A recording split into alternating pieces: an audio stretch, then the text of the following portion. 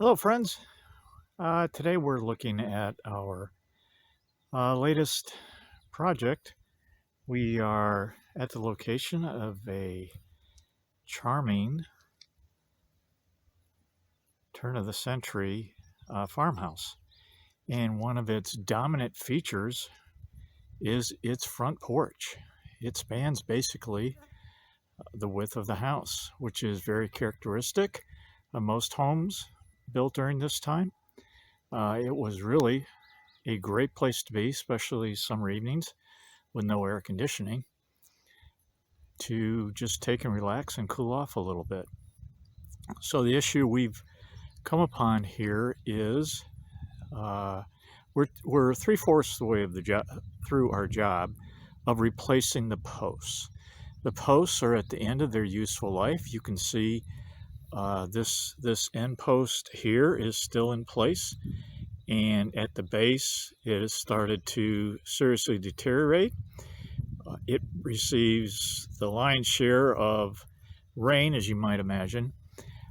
The third post, this one right here, was actually the worst for some reason, and it might have had some substandard wood placed into it. It's hard to say. I'm going to give you a close-up here in a minute of the columns that came out. So we have decided to replace with something a little bit more farm-like. Basically, these are 6x6 treated to appear to be cedar. We did not go with pure red cedar because of the fact that cedar will fade. They don't get a tremendous amount of sun, but they do get afternoon sun. And with this very prominent porch overhang, the top of the timbers probably wouldn't get any sun, except perhaps for early evening, maybe, or late evening when the sun is still out. So these are basically treated, but they're treated with a cedar color, and they are not guaranteed not to fade, but they are much less likely to fade, or fade a lot slower as time goes by. The one thing we did a little bit differently is their base mounts. And before we go take a close-up look at that, I'm going to show you the original columns that have come out. Here are the original 3 columns of the 4 that have come out, and they are actually multi-pieced tapered columns. The one here on the left is actually upside down. This one here in the middle is basically the way they stood. They had basically a top circular crown nailed into a square plate that attached to the beam, and they had a bottom plate, circular. These 2 pieces here, this fit inside the larger base, and these columns are rather sophisticated. The milling that took place to create this joint right here, pretty novel. I've never really seen that. And then cut at a radius so that it creates a circle, but yet at the bottom the circle is even narrower, which means these pieces need to taper in as well. So interesting to note, this is straight grain, clear Douglas fir, which is somewhat rot resistant, not 100% obviously, but this basically is what was holding up the house for about 100 years. And frankly, if they had done maybe a little different job with the bases, they could have held up a whole lot longer. As you can see, the bottom of the columns are still in really good shape. It was basically just the bases that kind of gave out, and unfortunately they didn't really have good ways to treat lumber at that time. So even with continual painting, it just doesn't do a good enough job. Here's really a complete base. It just doesn't really do a good enough job of keeping moisture out of these. As the wood starts to check, moisture is able to migrate in. Oddly enough, they used a 4-piece bottom plate, which allows end grain to not be exposed to absorb moisture, so that's a good thing. It does allow this plate to somewhat adjust to the surface as well, so a pretty good idea. But again, unfortunately, without being well treated for the elements, they didn't hold up 2 lifetimes, but they certainly made 1 lifetime, and they're right now just about 100 years old or so. So one of the keys to good installation of the base and the crown is that this piece right here must be perfectly parallel to this piece right here. And in most applications, that requires the use of shims. You don't want to just use 2 shims. You want to shim it across the base of bearing from the post. I don't like to go to the outside because it's unsupported. Chances are it would be fine, but you do want to span any bearing right here. So in this case, this piece needed to be tipped down this way to be plumb or perfectly horizontal. And wood shims up here, wood to wood, is perfectly fine. There's plenty of bearing surface. On an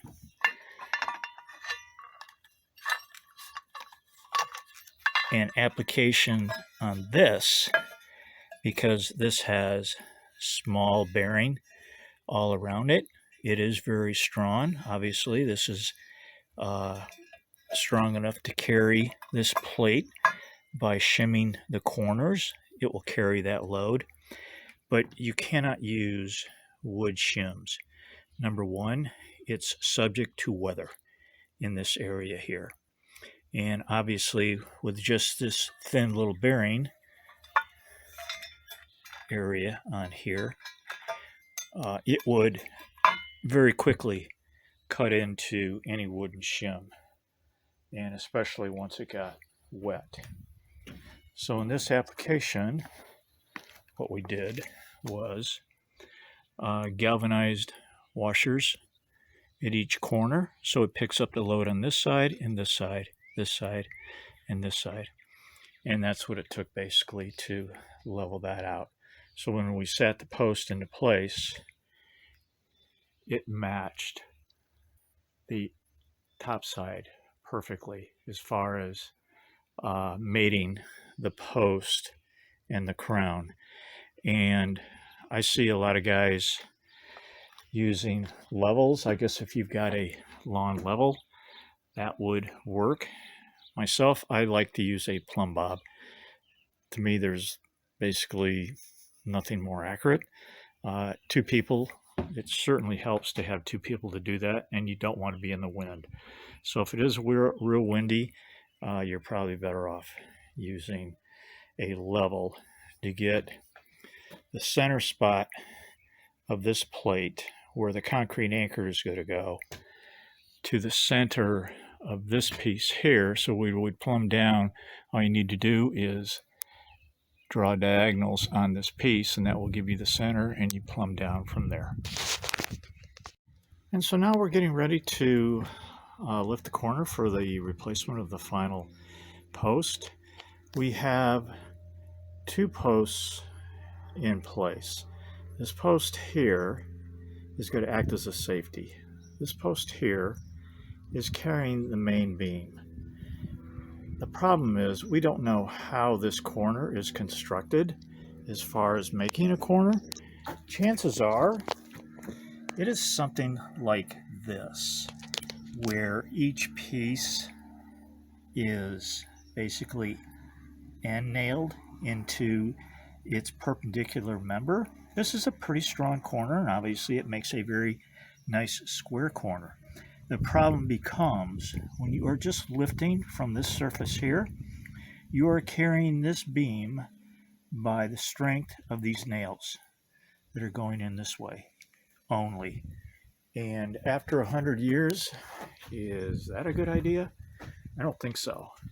Because right now, with this top plate, that takes the burden of both beams.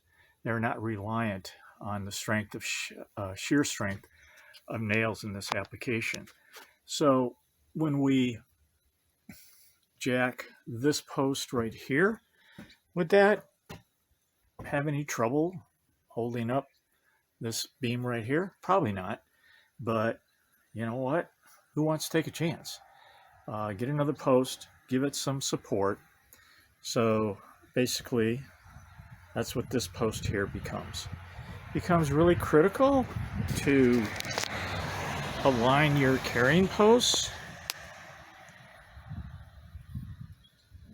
in roll and in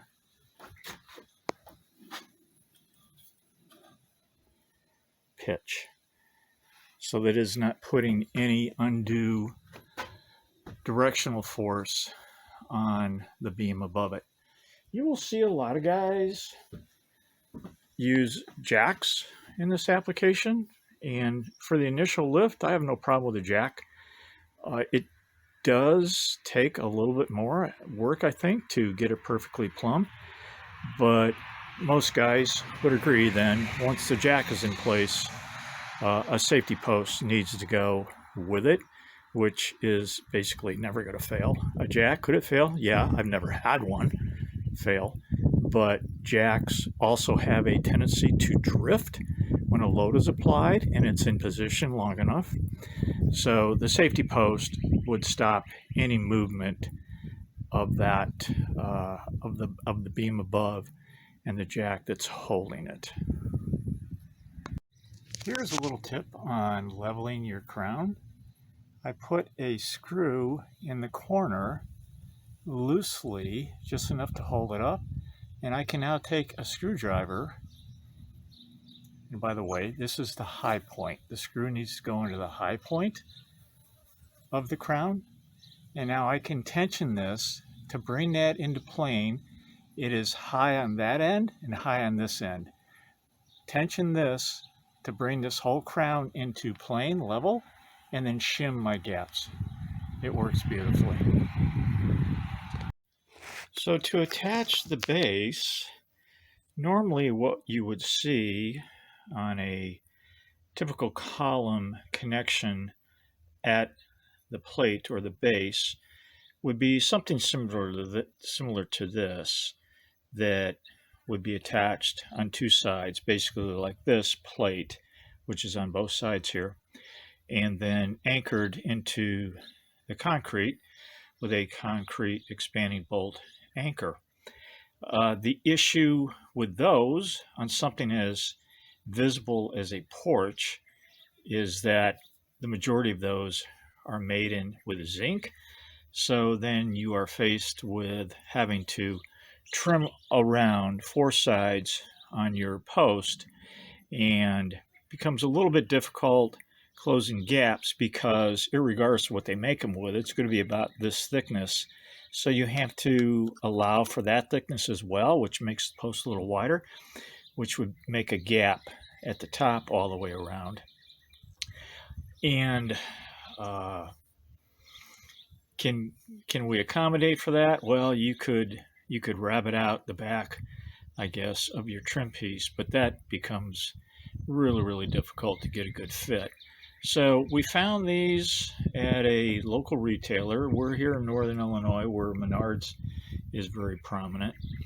And this is a code-approved anchor base, raises the timber off the slab by the required code amount, which is 1 inch, but it turns the connection into a decorative element of the base. They are actually, this plate here is bolted with these 2 bolts on 2 sides. You can also buy these 4-sided, but that's really kind of overkill for this application, most any really. So 2 sides are more than sufficient. So basically the plate fits into the base and timber screws are underneath these caps. You set your timber screws in and then adjust these bolts, and these bolts are what holds this plate to this base, and this base is anchored with in this instance we use a 1/2-inch concrete anchor. You could go as large as a 3/4. The nice thing about using a 1/2-inch is that you have some wiggle room to this plate. You can move it around as the post seeks its natural plumb position. It gives you a little bit of room to adjust that spot. So this is basically what they look like. This is the plate. The anchor bolt will go here. This piece right here slips into the side. And by the way, these bases accommodate a full 6x6 or a nominal 5.5 by 5.5. And then these bolts screw in here to this plate. And once this is connected, and here again are the wood screws that are underneath, these caps go through here, and then they are covered. They actually go through. I've still got the plug in here. This center plug comes out, and this screw goes through this piece, and once this is in, you screw that plug in to cover up the head. Could you leave them just like that? Sure. Some people don't like this big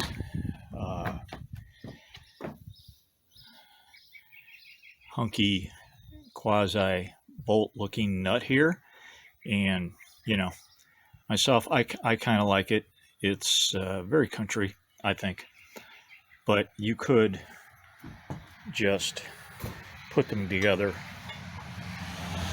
by using this timber screw. And this timber screw also is what we use to toenail the top of the post. We take an 8-inch timber screw, has very aggressive threads. I will pre-drill these to get through not only the post but the crown, so that everything that goes into the carrying beam is not pre-drilled. And you do want to pre-drill this to get through the crown so that you don't do any checking or cracking on it. On the base bolts, I will generally pre-drill because these act perpendicular to the screw. They're not in danger of pulling out. I will pre-drill this shank here, but the remaining threads do not get pre-drilled. In order to really get a nice finish on our post,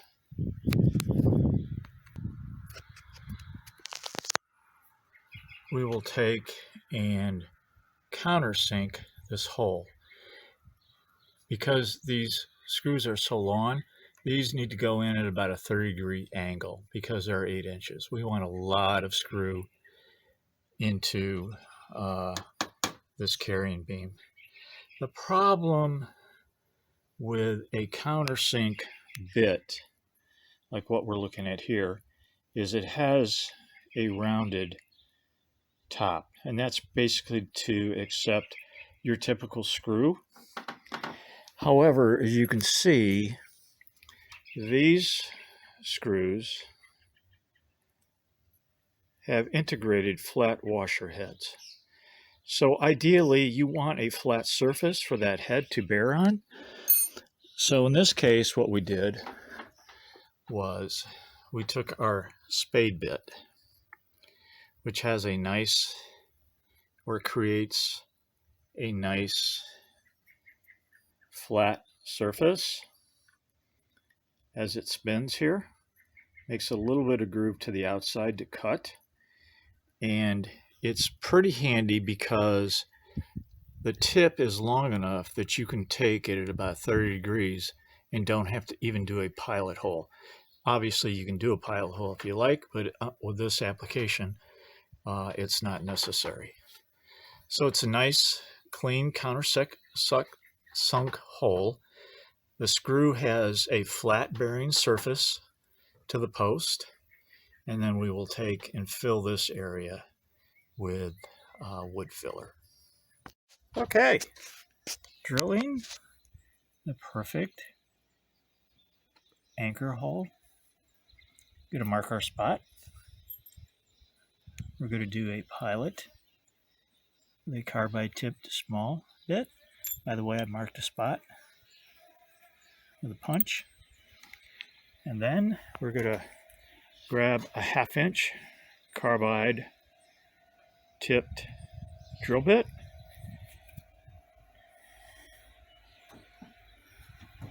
With our hammer drill set to hammer. Nice thing about this slab is there is no large aggregate.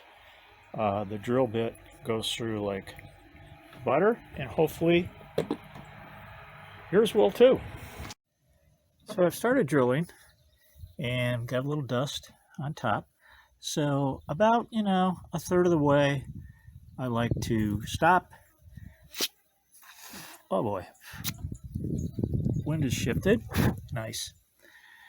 And get the dust away. And I also like to get the dust out of the hole. And how do I do that? Little hose there and a little blow on the other end. Kind of need 2 hands for this, but see if I can do it. See if it's all going to go in my face again.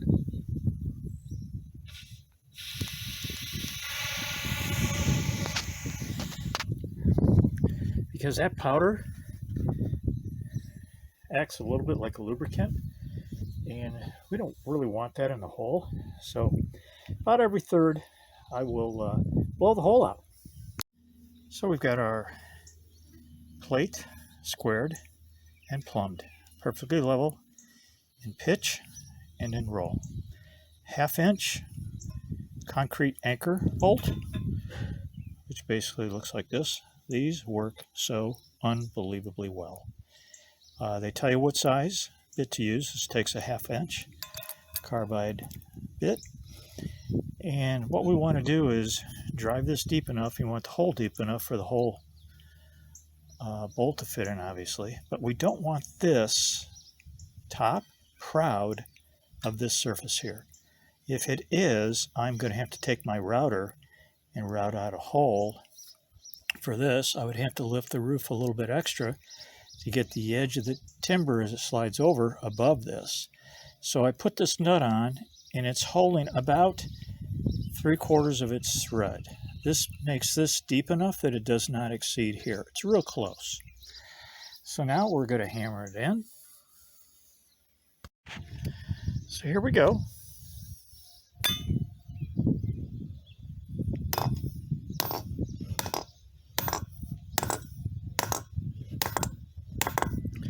And I'm going to drive it so that it's basically right against the washer. Tight, but not overly tight. There we go.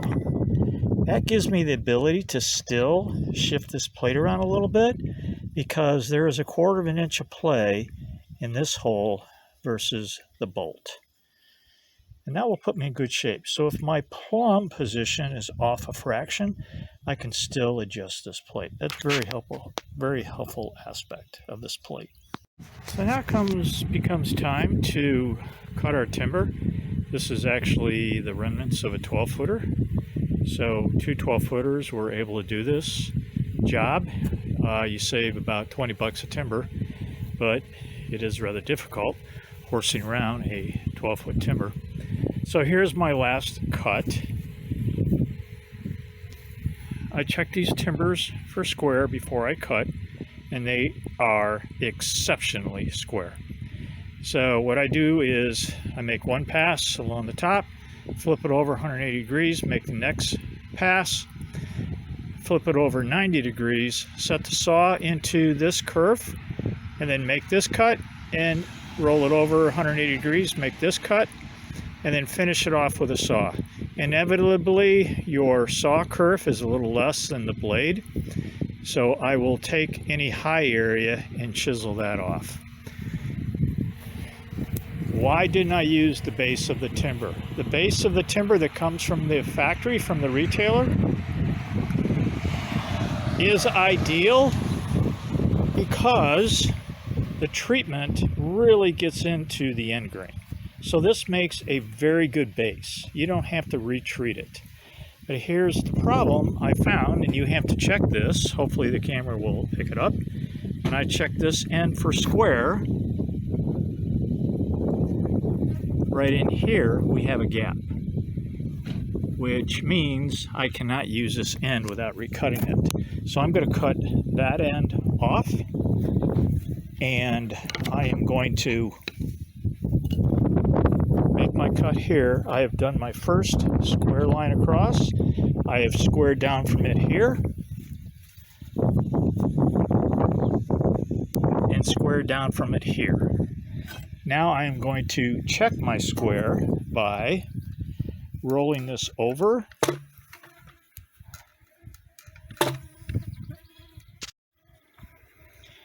I'm going to find my line,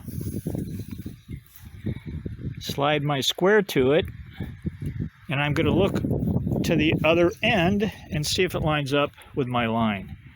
And this one does. It's really good because this timber is so square.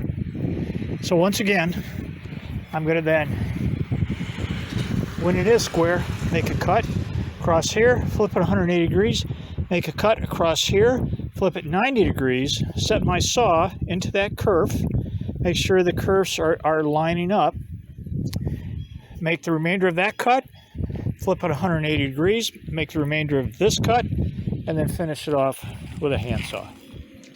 And that gives you a perfectly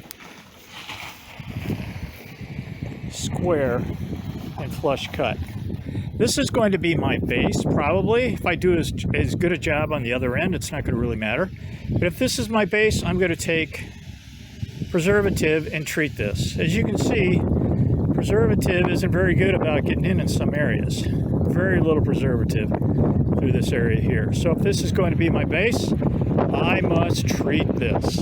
Otherwise, this timber will rot from the inside out, and you'll never know it until it starts mushing at the bottom. Incidentally, to get a square cut, you need your saw set up perfectly. So with a machinist square, I'm going to set it at the base. I don't want to see any gap along this side. As long as this is down, no gap along here.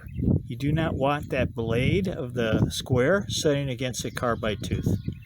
All right, a place where there are no carbide teeth. Do not go by what this end says for a setting. It's never right. If you're lucky, you'll get it within a degree. And for cutting a square end on a timber, that's just not going to cut it. Also, you need to know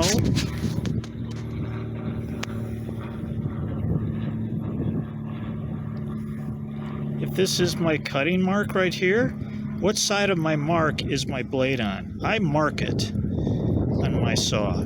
So I want to be cutting, my line is here, my line is here. I want to be cutting so the blade is on the far side of it. That way I'm not cutting the timber, a saw blade, too short.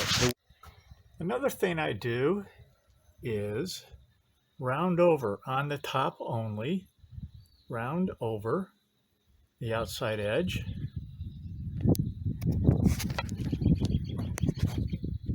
just like I've done here.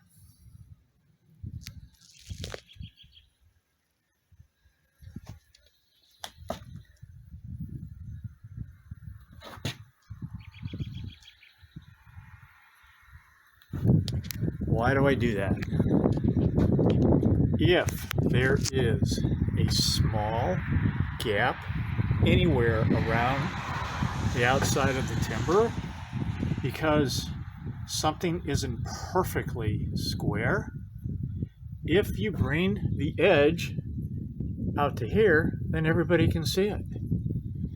This also helps alleviate that problem as well by diminishing the top slightly of the timber. It gives it a chance to move in a little bit and take a little bit of that out of plumb, out of square, out of level air out. Hey, another good idea on your posts, on the bases and the tops, if the tops are going to be subject to water intrusion, but primarily on the base. Once you've made your cut, treat that open wood where the preservative for most part has not penetrated, especially to the center of the timber, with preservative. Notice it must have the word written in its title somewhere, preservative. You don't want like a deck stain or something like that. This is the equivalent of what the timber was originally treated with. By the way, take a look at the title of this can. This stuff stinks. It is the worst smelling stuff I have ever put on wood anytime, anywhere in my life. If you are a fan of my former farm kid channel and you have looked at my table video, I recoated that treated wood with this stuff, and I almost could not use my deck for several days because of the smell. This won't be quite so bad because there isn't that much of it. Notice I held back from the edges, or at least I tried to a little bit, because you get this effect. It bleeds through. So I got a little close here, or it might have come down because I really soak the inside middle of the timber as well. And you want to just keep hitting it until it won't soak up anymore. Then give it a chance to dry. You don't really want to wipe it up except if something like this is going to happen. Now this is the base, so it's not too obvious. I will probably set this outside, and in a year or so it will fade. But might have a rag handy, so in case some of it does run down, that you can sop it up before that happens. Good practice. I know it's a pain, but believe me, if you don't do that, you can see how little of this preservative actually gets to the center of the timber, even though it's under pressure when it's applied. Remnants of it do more or less get in, but wood absorbs moisture from end grain, not from the side grain so much. These cambium layers are sap wood. They sap this direction more than this direction. Okay guys, all is well. Project is finny.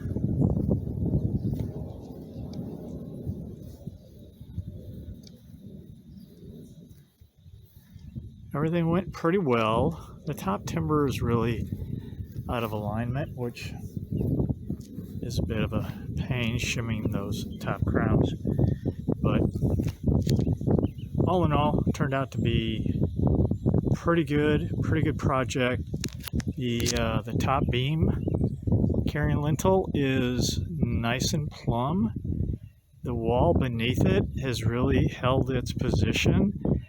It does have a few cracks and joints, and that could indicate a bit of a problem with the footing, and chances are there is no footing, but it's probably a very wide wall.